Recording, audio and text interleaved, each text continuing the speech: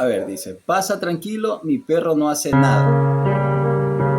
Bueno, se lo ve que está tranquilo, mansito, no se lo ve ladrando como los demás perros. Sí, yo lo veo tranquilo.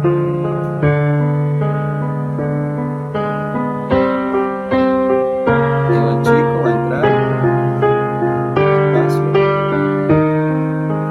No, de verdad, yo no veo que ese perro vaya a hacer algo. ¿O sí?